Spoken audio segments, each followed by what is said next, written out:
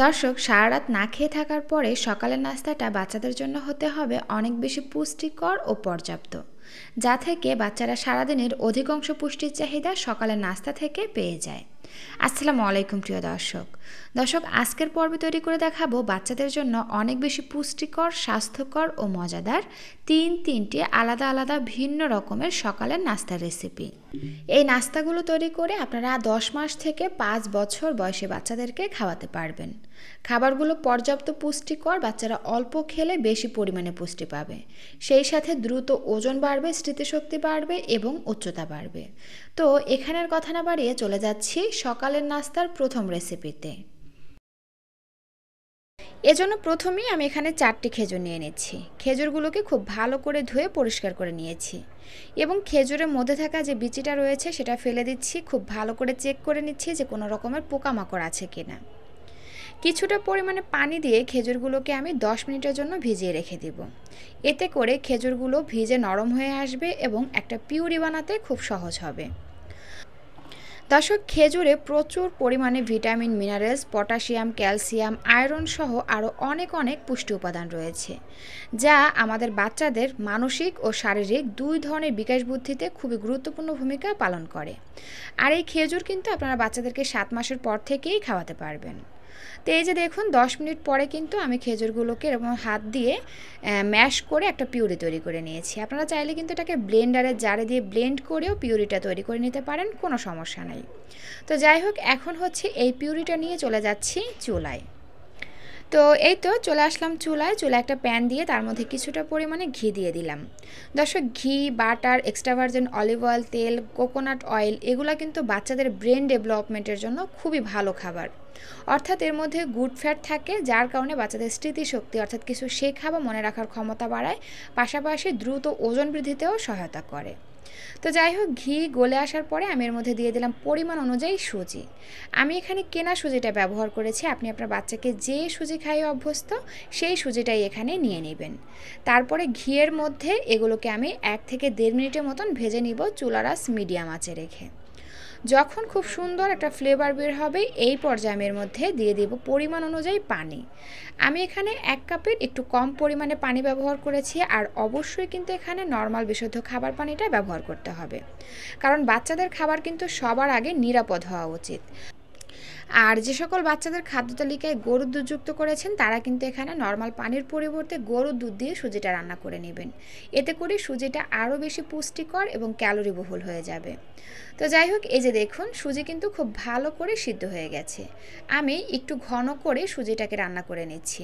এই যে যখন এরকমের অবস্থায় চলে আসবে, এই পর্যায়ে আমরা যে খেজুরটাকে হাত দিয়ে ম্যাশ করে পিউরি তৈরি করে রেখেছিলাম সেটা দিয়ে দিব। তারপরে নেড়ে চেড়ে ভালো করে মিশিয়ে নিব। দর্শক, আমি এখানে কোনো লবণ বা চিনি ব্যবহার করছি না, কারণ 1 বছরের নিচের বাচ্চাদের জন্য লবণ, চিনি ক্ষতিকারক। এজন্য আমি এখানে খেজুরটা ব্যবহার করেছি, কারণ খেজুর থেকে কিন্তু বাচ্চারা ন্যাচারাল মিষ্টিটা পেয়ে যাবে, অর্থাৎ খাবারটি ন্যাচারালভাবে মিষ্টি হয়ে যাবে। তো এরপরে হচ্ছে আমি এখানে কিছুটা পরিমাণে ফর্মুলা দুধ দিয়ে দিচ্ছি। দুধটাকে পর্যাপ্ত পরিমাণে পানি দিয়ে গুলে নিয়েছি এবং বাচ্চাকে যেমন লিকুইড রেখে খাওয়াতে চান ঠিক সেই পরিমাণে আপনি এখানে ফর্মুলা দুধটা যুক্ত করবেন। আর যে সকল বাচ্চারা ফর্মুলা দুধ খায় না, তাদের ক্ষেত্রে এখানে কোনো দুধ ব্যবহার করার প্রয়োজন হবে না। তো যাই হোক, এরপরে হচ্ছে আমি এর মধ্যে দিয়ে দিলাম 1 চা চামচের মতন বাদাম গুঁড়া।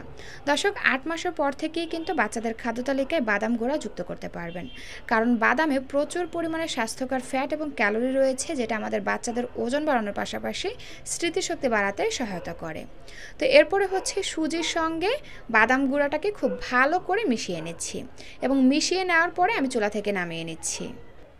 আর এই তো তৈরি হয়ে গেল বাচ্চাদের জন্য খুবই পুষ্টিকর, স্বাস্থ্যকর ও মজাদার একটি সুজির রেসিপি। এই সুজিটা বাচ্চাদের যেমন ওজন বাড়াতে সহায়তা করবে, বাচ্চাদের স্মৃতিশক্তি বাড়াতে সহায়তা করবে, সেই সাথে বাচ্চাদের কিন্তু বিভিন্ন রকমের পুষ্টির চাহিদা পূরণ করবে।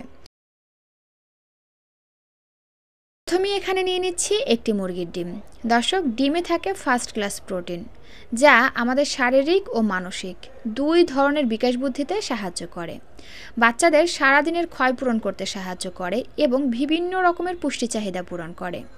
তো ডিমটাকে দেখুন একটা কাঁটা চামচের সাহায্যে খুব ভালো করে ফেটিয়ে নিয়েছি। এই তো খুব ভালো করে ফেটিয়ে নিয়েছি। এবার এর মধ্যে দিয়ে দিচ্ছি 1.5 কাপ পরিমাণে লিকুইড গরুর দুধ। তবে যে সকল বাচ্চারা গরুর দুধ খায় না তাদের ক্ষেত্রে কিন্তু গরুর দুধের পরিবর্তে আপনারা এখানে নর্মাল বিশুদ্ধ খাবার পানি ব্যবহার করতে পারেন। এরপরে বাচ্চা যদি ফর্মুলা দুধ খায়, খাবারটি রান্না করে চুলা থেকে নামিয়ে পর্যাপ্ত পরিমাণে ফর্মুলা দুধ এখানে গুলিয়ে ব্যবহার করতে পারেন। তো যাই হোক, দুধ আর ডিম খুব ভালো করে মিশিয়ে নিয়েছি। হালকা একটু মিষ্টি স্বাদের জন্য দিয়ে দিচ্ছি এইটুকু পরিমাণে আখের গুড়।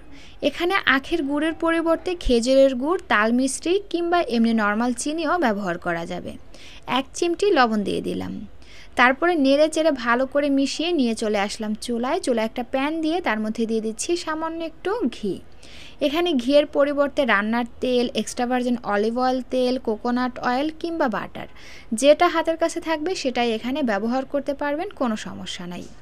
ঘি গলে এসেছে, এই পর্যায়ে দিয়ে দিচ্ছি পরিমাণ অনুযায়ী সুজি। এবার চুলার আঁচ মিডিয়াম আঁচে রেখে আমি এগুলোকে 1 থেকে 1.5 মিনিটের মতন ভেজে নিচ্ছি। দর্শক, আপনি যদি সুজিতে ডিম আর দুধ মেশান তাহলে কিন্তু আপনার বাচ্চার হাড় মজবুত হবে এবং বাচ্চাদের উচ্চতা বাড়বে। আর যদি ঘি, তেল অথবা মাখন দিয়ে সুজি রান্না করেন তবে তা আপনার বাচ্চাকে মোটা করবে, অর্থাৎ বাচ্চার ওজন বাড়িয়ে তুলবে। যদি আপনি সুজিতে সামান্য একটু বাদাম গুঁড়া মেশাতে পারেন তাহলে কিন্তু আপনার বাচ্চার স্মৃতিশক্তি বাড়াবে, অর্থাৎ কিছু শেখা বা মনে রাখার ক্ষমতা বাড়াবে। তো যাই হোক, এই যে দেখুন আমি কিন্তু সুজিগুলোকে 1.5 মিনিটের মতন ভেজে নিয়ে দুধ আর ডিমের মিশ্রণ দিয়ে অনবরত নেড়ে চেড়ে এটাকে রান্না করে নিচ্ছি।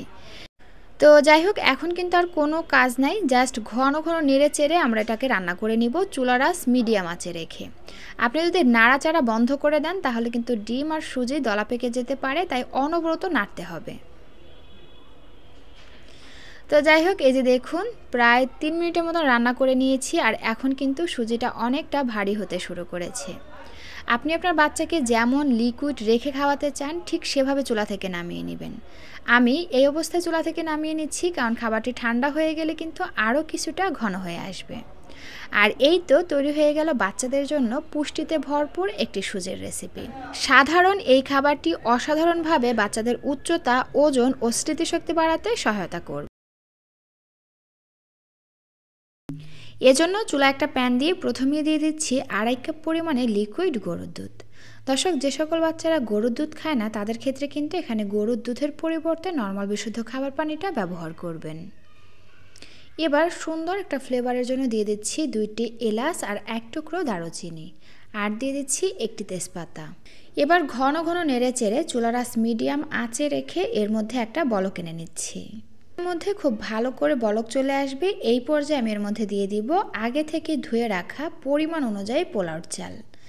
আমি এখানে আমার হাতের 1 মুঠ পোলাওর চাল ভালো করে ধুয়ে নিয়েছি। যে সকল বাচ্চাদের গ্যাস্ট্রিকের সমস্যা রয়েছে কিংবা কোষ্ঠকাঠিন্যের সমস্যা রয়েছে তারা কিন্তু এখানে পোলাওর চালের পরিবর্তে এমনি নর্মাল যে ভাতের চাল রয়েছে সেটা দিয়ে এই পায়েসটা রান্না করে নিতে পারেন। দিয়ে দিচ্ছি এইটুকু পরিমাণে গ্রেট করা গাজর। গাজরটা দিলে খাবারের কালারটা সুন্দর আসবে, বাচ্চারা পছন্দ করে খাবে। পাশাপাশি গাজরের যে পুষ্টিটা রয়েছে সেটাও বাচ্চারা পেয়ে যাবে। নেড়েচেড়ে প্রতিটি উপকরণ খুব ভালো করে মিশিয়ে নিলাম। এবার চুলার আঁচ মিডিয়াম আঁচে রেখে ঘন ঘন নেড়েচেড়ে আমরা এই পায়েসটা রান্না করে নেব। দর্শক, চালটা যখন খুব ভালো করে সিদ্ধ হয়ে আসবে এবং দুধটা শুকিয়ে কিছুটা ঘন হয়ে আসবে, এই পর্যায়ে আমরা এর মধ্যে দিয়ে দিব স্বাদের জন্য সামান্য একটু চিনি। এখানে চিনির পরিবর্তে কিন্তু তাল মিষ্টিও ব্যবহার করা যাবে। মিষ্টির ব্যালেন্সটা যাতে ঠিক থাকে তাই দিয়ে দিচ্ছি 1 চিমটি লবণ। দর্শক, যে সকল বাচ্চারা মিষ্টি জাতীয় খাবার খেতে পছন্দ করে না তাদের ক্ষেত্রে কিন্তু আপনারা এখানে চিনিটা বাদ দিয়ে দিবেন। এমনিতেই ন্যাচারাল যে দুধে মিষ্টি রয়েছে এবং গাজরে রয়েছে তাতেই কিন্তু মোটামুটি চলে যাবে। তো যাই হোক, এরপরে হচ্ছে একটা আলু ম্যাশার কিংবা ডাল ঘুটনির সাহায্যে খাবারটি বাচ্চার পছন্দ অনুযায়ী ম্যাশ করে নিব। আর আমার এখানে খাবারটি কিন্তু একটু লিকুইড রয়েছে, তাই আমি আরও 1 থেকে 2 মিনিটের মতন জাল করে খাবারটি আরও কিছুটা ঘন করে নেব। আপনি আপনার বাচ্চাকে যেমন লিকুইড রেখে খাইয়ে অভ্যস্ত ঠিক সেভাবে চুলা থেকে নামিয়ে নেবেন। আমি এই অবস্থায় চুলা থেকে নামিয়ে নিচ্ছি, কারণ খাবারটি ঠান্ডা হয়ে গেলে কিন্তু আরও কিছুটা ঘন হয়ে আসবে।